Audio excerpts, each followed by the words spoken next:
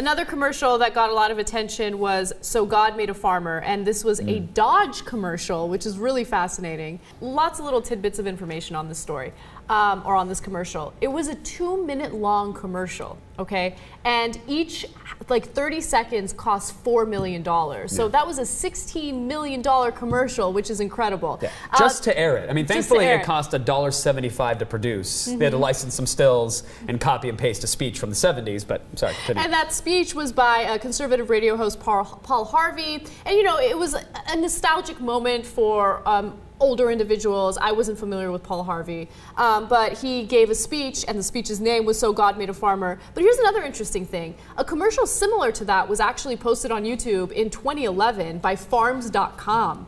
And they did the exact same thing. It had lower production values, but it also used Paul Harvey's speech, and it used stills of farmers working. Now, I don't know what that has to do with the Dodge. I guess you could use the pickup truck to do the farming? They want you to relate a Dodge truck to the gumption and the hard work and hay baling and antibiotic administering and massive machine slaughter job that is a factory farmer these days, I guess. But it was interesting. Slate originally reported this story as, wow, the biggest ad was, they said like, it wasn't ripped off, but they said like it was poached or something like that. Yeah. And the terminology made it sound stolen. The ad agency and Dodge are actually working with Farms.com and trying to give back. So it wasn't completely poached, but I think what is interesting is that one of the most talked about, one of the clearly most expensive ads just for airtime alone, it was just a copy of an idea we already saw on YouTube from a year ago that had 1 million views. Like that's the best an ad agency could come up with, was licensing someone else's idea and putting a Dodge truck in it. Well, I feel like the best commercials usually come from online content, because with online content you could kind of push the limits even more. And I'm not saying this particular commercial pushes the limits, obviously it doesn't.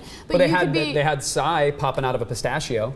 So they managed to take Gangnam Style and make him relatable to nuts. How come no one is talking about that? I enjoyed that commercial. Did you really? Everyone, because aren't we done talking about Psy and Gangnam Style? It doesn't matter if it's pistachios or the Ellen Show or something like. Aren't we done with that? No, I always need a little more Psy in my life.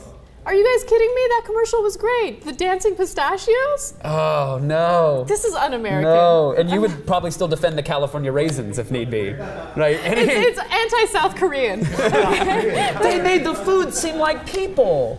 Guys. I enjoyed it. Look, anything with like techno music and people dancing, you have me on board. Now, Anna, I know you're too young for that thing, but the Psy thing, the Gangnam Style, now it's played out as Macarena was in 3, 4, whenever Macarena was out. No, Macarena was never played out. Oh, see, that's the problem. Yeah, see, that's absolutely the problem. No. Oh my God. No.